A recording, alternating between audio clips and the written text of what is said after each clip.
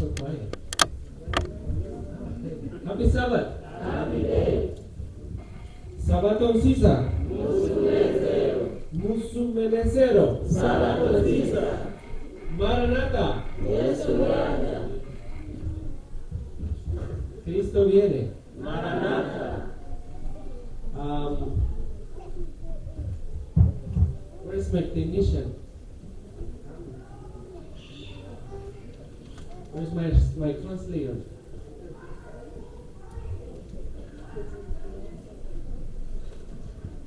Gracias.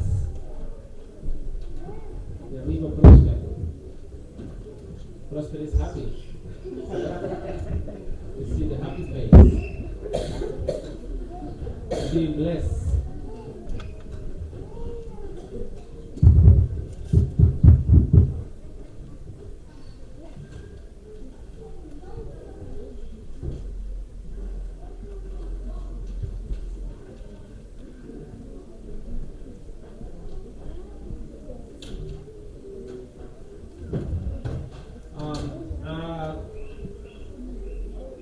Mama Pensi, happy birthday.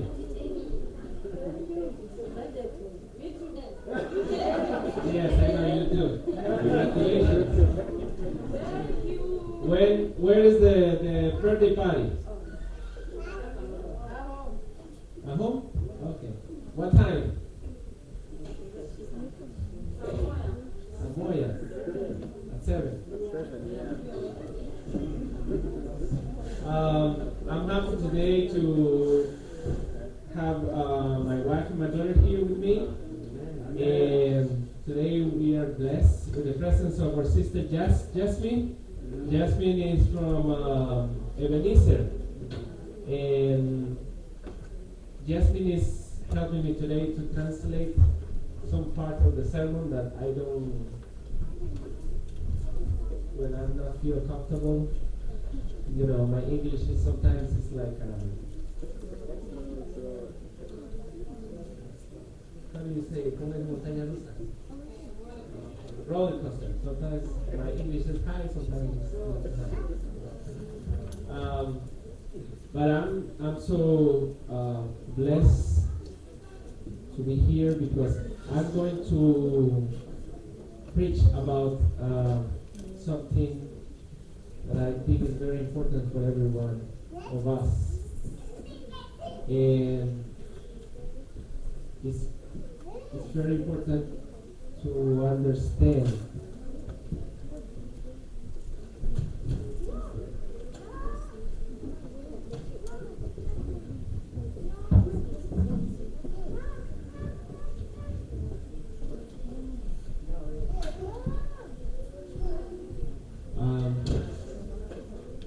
very important to understand the holiness of the Sabbath. Do you agree with that? Yes. Do you think the Sabbath is holy? Yes. Do you believe that Sabbath belongs to our mighty God? And what are we supposed to do on Sabbath? What? Rest? What kind of rest? No work. That's it? What is the Sabbath for?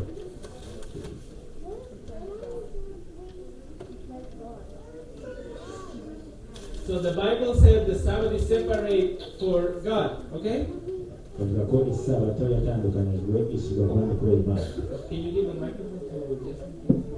So what if the Sabbath is separate for God, what we are supposed to be doing on Sabbath? Why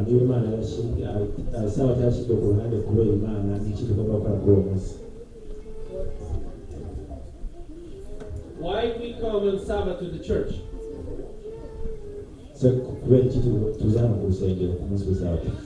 Why? Worship.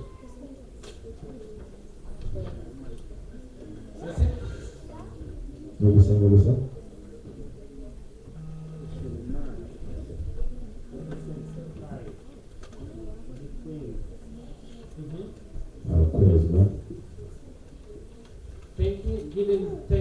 God for the blessing that we receive, right? guhereza Imana amashimwe ku bw'ibyiza dukorera. ¿Viene usted a la iglesia trayendo sus cargas y preocupaciones? Ese muza ku rusengero kugira ngo mutange imitwaro yanyu bari bose kandi ntibibateye ubwoba. ¿Viene usted a la iglesia a traerle al Señor todos sus problemas? Ese muza ku rusengero kugira ngo muzane ibibazo byose mufite ku imbere y'Imana. Do we have problems? Ese dufite ibibazo. ¿Y a quién voy yo cuando tengo problemas? And who I go to when you have problems? Ati none ni icyo kijyamo cyangwa niko duhungiraho igihe dufite ibibazo. Entonces, aparte de adorar, ¿qué más vengo a hacer a la iglesia el sábado? Aside from worshiping, what else do we come to church for on Saturday? Havuye nko kuza guhimbaza Imana ni ikintu tugaruka ku munsi w'isaha cyangwa ku rusengero. First of all, we need to understand that the Sabbath is holy. Ikintu cya mbere tugomba kumenya ni uko isabato ari umunsi wera. It's a special day.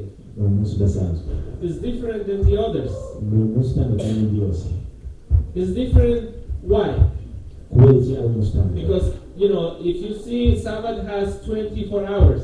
It has light and darkness. Kubera ko umunsi w'isabato ufite amasaha 24 ufite ijoro ukagira n'amanywa. But why is different? There are other 6 days. Ariko se kubera iki ari umunsi utandukanye kurenza indi minsi itandatu yose iri inyuma yacu? Ni ukubera iki ari umunsi utandukanye kurenza indi minsi yose? Tell me. I'm hungry and I want to finish quickly, so you need to help me. What is your good? It's holy.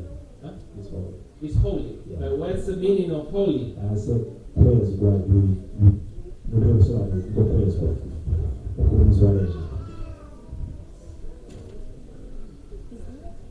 What is the meaning of holy?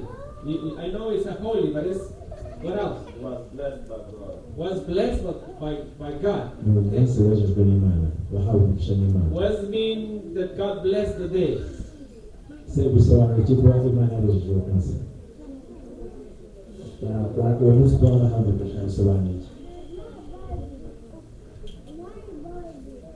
Let me see. Can you come here with me?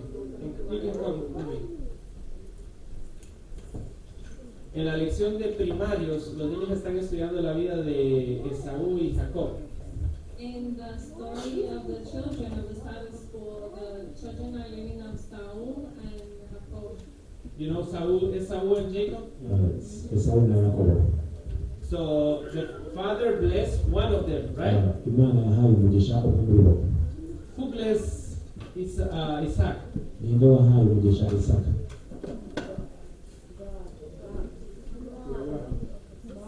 No, Isaac blessed one of those 2 kids. Which one was? Jacob. And who was the primogenito?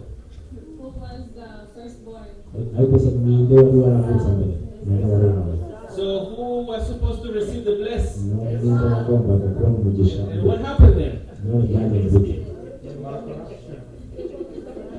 Esaú vendió la bendición por un plato de comida. Saul took a blessing for one plate of food. Remember? And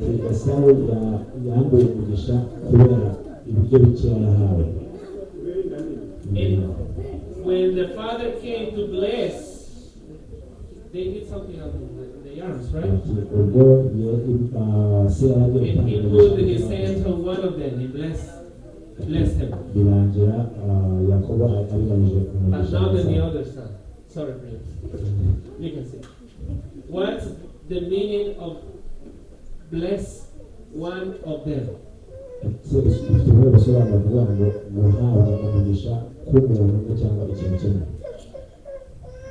was separate from God. Dedicated for God. God Dios se iba a deleitar en esa persona. God was going to manifest in that person. Imana yari kuziyerekana muri uwo muntu, yari kuzakora muri uwo muntu. So in the week we have 7 days. Mu cyumweru dufite iminsi irindwi, But God separated ariko Imana ishyira umunsi umwe ku ruhande. for him. When starts the Sabbath? When the Sabbath starts, begin. Iyo isabato itangiye, isabato itangiye At the sunset of Friday, right? iyo izuba rirenze ku wa nyuma nimugoroba. So, who is the owner of the Sabbath? Ninde nyiri isabato? And what happened if you stole hours to the Sabbath? Ese ni iki kiba iyo wibye amasaha y'isabato ukoresha mu byawe n'inganda zawe? What happened if I stole hours and minutes to the Ese Sabbath? ni iki cyaba mu gihe naba nibye amasaha yashyizwe ku ruhande kubera isabato?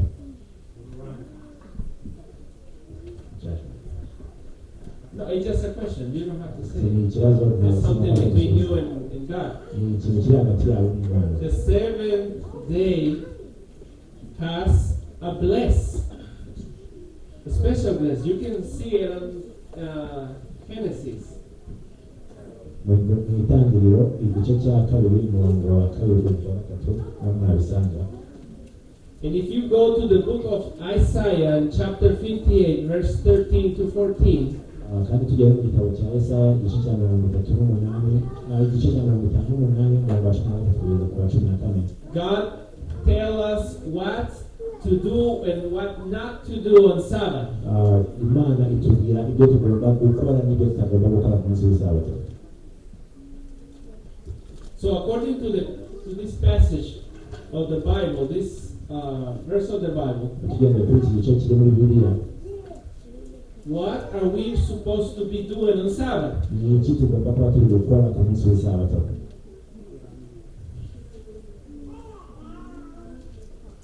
Tugendeye kuri mirongo Can you read it, please?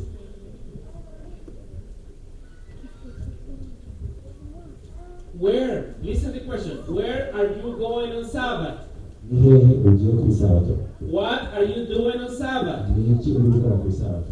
What are you listening on Sabbath? Ni iki uri kumva ku isabato? What are you watching on Sabbath? Ni iki uri kureba ku isabato? Are you able to receive the blessing from God? Ese biragushobokera ko wakakira imigisha iturutse mu ijuru kuri What wowe? are you talking on Sabbath? Ni iki uri kuvuga ku munsi w'isabato? Muri Yesaya igice cya 58 umurongo wa 13 kugera ku 14 handitse ngo nuhindukira ntukandagire isabato ukanga gukora ibyo wishakiye ku munsi wanjye wera, ahubwo ukita isabato umunezero, umunsi wera w'Uwiteka, ukawita uw'icyubahiro, ukawubaha, ntube ikigenge, ntiwishakire ibyo kwinezeza, ntiwivugire ibyo ushaka ku bwawe. Mirongo 14 nuko uzishimira Uwiteka, nawe nzaguha kurambagira mu mpinga z'igihugu, kandi nzagutungisha gakondo ya sogokuruza Yakobo, akanwa k'Uwiteka niko kabivuze. So where are we supposed to be on Sabbath?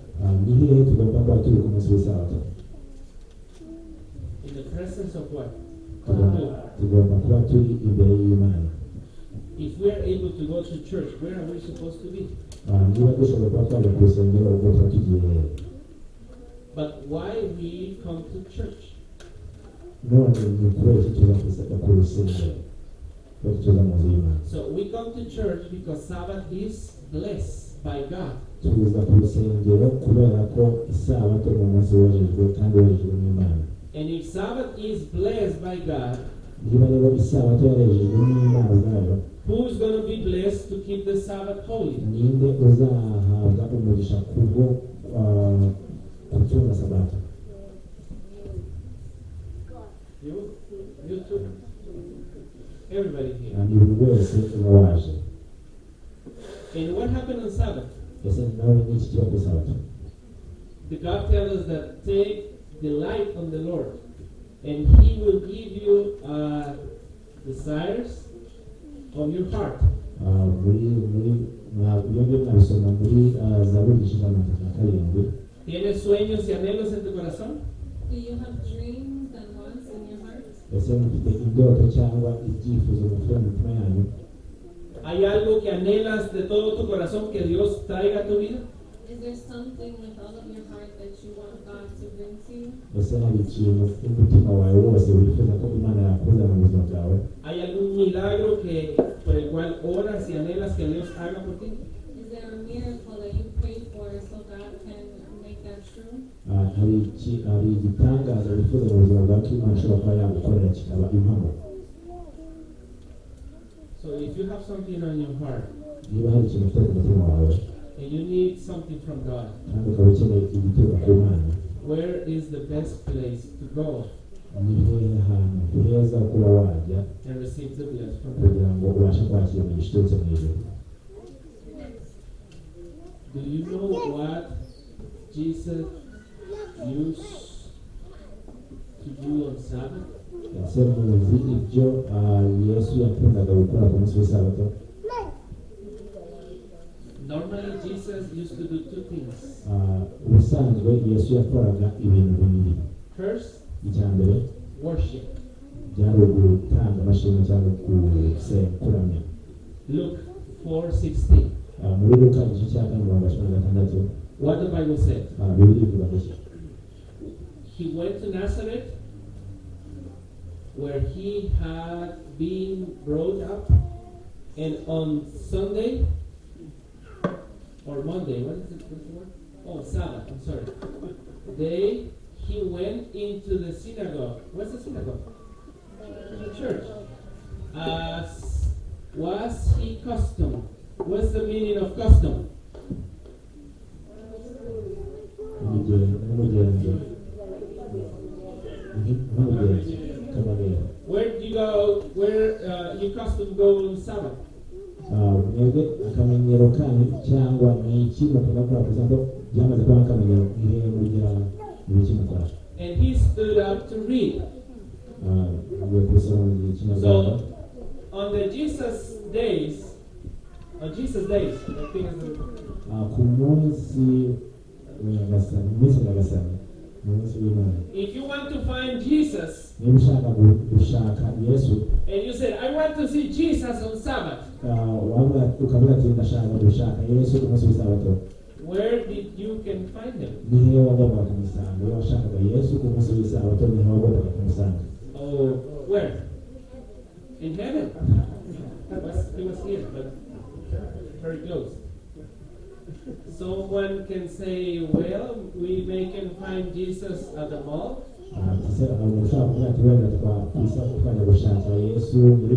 Maybe at the cinema. Maybe at the where? Cancun?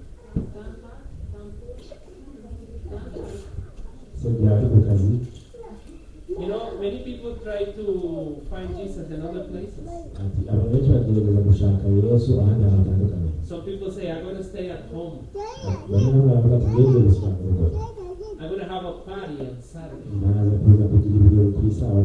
You know, Jesus loved family. He will stay with us. Jesus used to be on the temple on Sabbath. So if someone wants to see him, they know it, where to find him.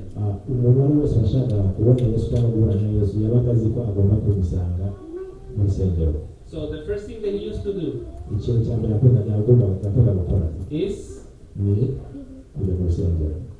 be a church. So where is Jesus today? Jesus is with his people. So Jesus is here today. Do you believe that? You must believe it because he's here. So what happens if you need to be healed?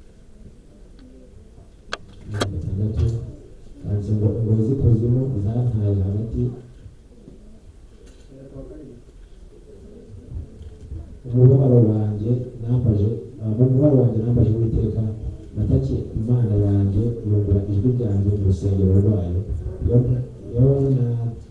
iyo natakiye imbere yayo biyinjira mu matwi. So God said the Lord is close to the broken heart and saves those who are crushed in spirit. Kandi igakiza ababa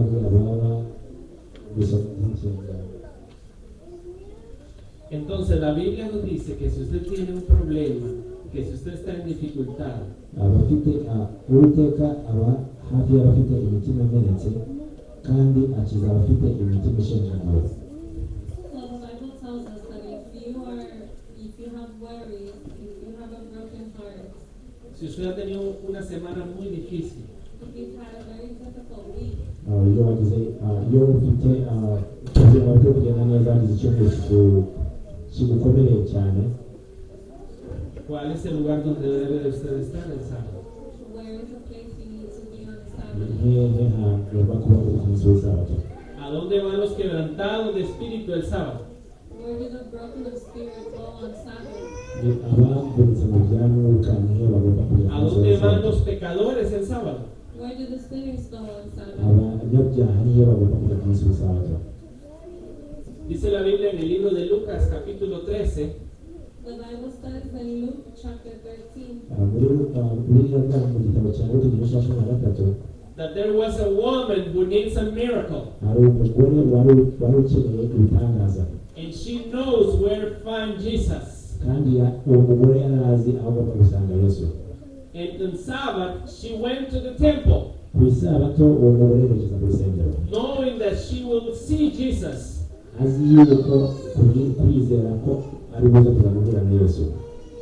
When you have a problem, are you doing the same that here? This is the temple. I think I showed this before to the church. This used to be a synagogue. On this area here, it used to be seated by the priest. And this other area here used to be by the men of the church.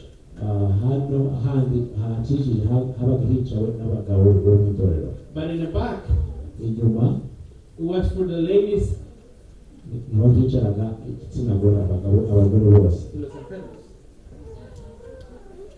And the sickness people. So if Jesus went to this place here to read the Bible, women and sick people used to be on this area here.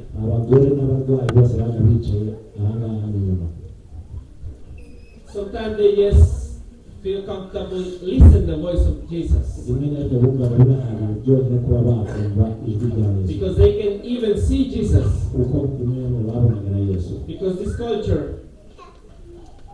Because the culture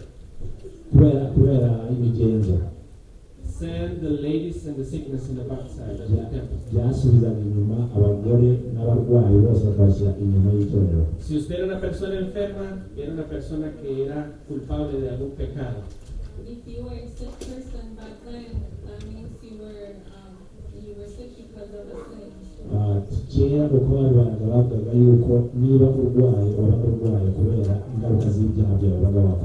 Y el libro de Lucas nos dice que ese sábado Jesús estaba enseñando en la sinagoga y había ahí una mujer enferma. And last time, the Bible tells us that on last Sabbath there was a woman and Jesus was preaching and she was sick.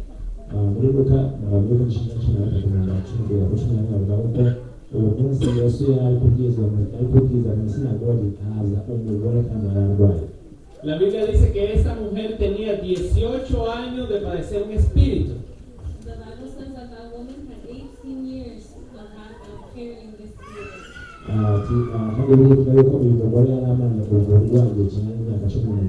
Esta mujer estaba doblada, mirando hacia abajo siempre. That woman was bent over, always looking down to the floor. ati umugore yari arwaye umugongo ku buryo yahoraga yunamye mu gihe cy'imyaka 18 años. 18 years. imyaka 18. ¿Usted sabe cómo puede sentirse una mujer estando por esa posición por 18 años?